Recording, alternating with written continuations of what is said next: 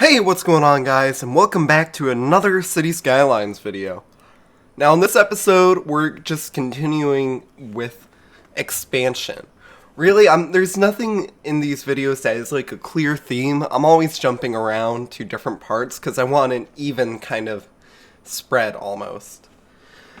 One of the main things I'm doing here is expanding the grid so then it clashes where I want it to.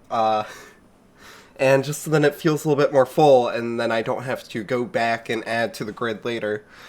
It's something that I do like to do. I like to have that first initial, area of development and then expand from there in the grids that I like in the ways that make it look decent. And I do think it does turn out fairly nice, as I keep saying. Although I am biased, of course, because after all, I'm the one who made this. Now, on that side, once again, I'm doing the whole keeping the business on the coast there. I figure that most people would like to shop on the coast. I mean, who wouldn't? It's right downtown, it's a nice area, and I think having the business there is really nice, because then it's like a public area. Everyone can enjoy the coast. It's not something that's more of a private. It's more acceptable to be walking over there. And I just like the idea of having all the business on the coast front, because who wouldn't want to just spend their day outside, knocking around town, versus if we had only residential on the coast, only the people who really live there would get to experience it. Now, I do have day-night cycle on for a little bit, but I do turn it off. Thank God, because these videos with day-night would not work well at all. But overall, it does end up being okay. Especially once I get in the groove here. But I do like taking some screenshots of the city while it's at night. So sometimes I do turn it on, sometimes I don't.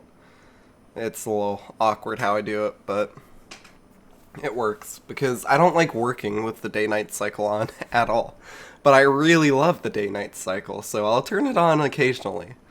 But, never when I'm doing the detailing and stuff. I like to do it when I'm okay, I need to take a break to think about how the city looks as a whole, and then I can add. So sometimes I'll turn on the day-night cycle for that, just to, go ahead and check out what actually works and what doesn't. Yeah, so far the city is looking fairly good. I mean, there's not going to be too many more videos of this save, sadly. I only have a few more. We're going to get to where I start to build out kind of the sprawling urban sprawl, but other than that, it kind of ends at some point. It's not really a permanent fixture, in my whole idea. What the hell am I even talking about here?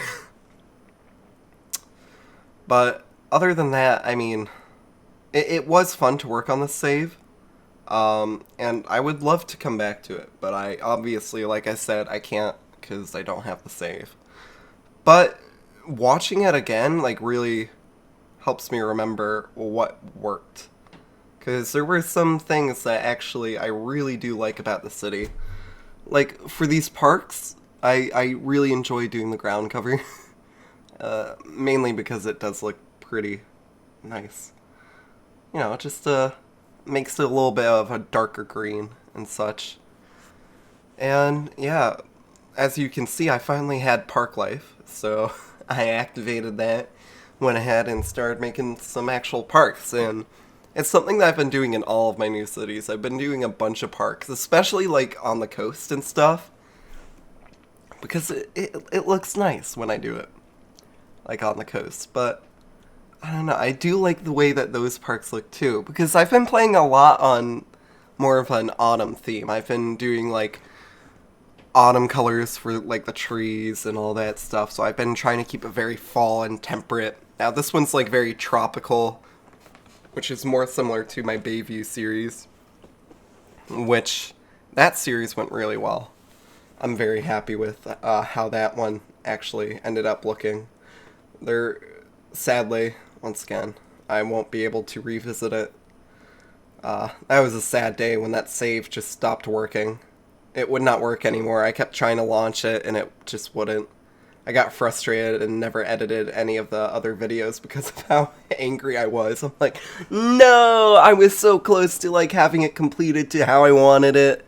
I was like having the urban sprawl and I thought like it was looking really cool. I wanted to have that entire, and I was like hoping for the park life to come out or something. I'm like, wouldn't it be so cool if I could make my own parks? I'd love to have a national park on the island. And it's something that you can do with park life, which if that was available then, that'd be so sick, because I really want to do that, like, in the middle of Bayview. Just, like, have a big open area where it's just forest for a bunch of different, like, creatures and stuff. Like, because who doesn't like a little bit of, nature in their cities? And something that I've been trying to focus more on is adding areas where the nature kind of seeps through, but also areas where it is just, a concrete jungle. It's been a very difficult balancing act, I've kind of learned with it, because you want something that, while, you want it to look good, of course, but at the same time, you can't have too many trees or too little. There's a fine line, because at some point that's just too many trees, not enough, like, people. And that starts to lose the feeling of a city. But, that being said, there are, like, exceptions to that rule, I feel. Like, when you get farther away from the city, it should be more broken up and more nature, I feel. I feel like the center should just be more urban, less greenery. But at the same time, there still needs to be some, or else it's just, like, it's urban hell. It's not a nice place to be without it. But I do think I have been improving in that, and hopefully I will be able to show you guys what I mean in a future series, hopefully. It's just something that I've been working on. Just the trees and greenery. I think it's very important for the cities, and I feel like I don't do enough of it in some areas, but some areas I also do too much. So it's, like I said, a very fine balancing act. And also something with, like, this city, and something that I've been trying to work on. I like building on really flat surfaces. It makes the cities easier to build, but it makes it a little less interesting. But at the same time, if I did, the game doesn't really work well with having things on different levels, because none of the buildings are really designed for that. And once again, it feels really awkward, especially how it, like, snaps the ground to it. So you gotta, like, definitely pick your battles with it.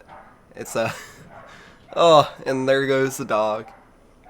It's just something that I've been trying to deal with it. But I do know that overall it is going a lot better now that I've been messing around with a bunch of different styles. Like, in these series, I try to keep everything similar, almost, or carry the same theme. Recently, though, I've been, like, building cities and then mixing it up a lot to experiment and figuring out what works and what doesn't. But I think for the next series, it's going to be another fall one, because I've been doing those and I've got all of that installed and I've got ideas. I'll probably create my own map for that again. And I'll try to use some more terrain in the cities and try to make it a little bit more interesting. Like, one of them I tried to build my own national park, and it ended up looking pretty good, but I had to change some things in the cities, and it looked a little awkward with the grid. And overall, I realized I need to think with, I gotta, like, think more long-term when I'm building in the game. But that being said, we're almost done with this episode, so I hope you all enjoyed this, and I guess I'll see you all in the next one. Adios.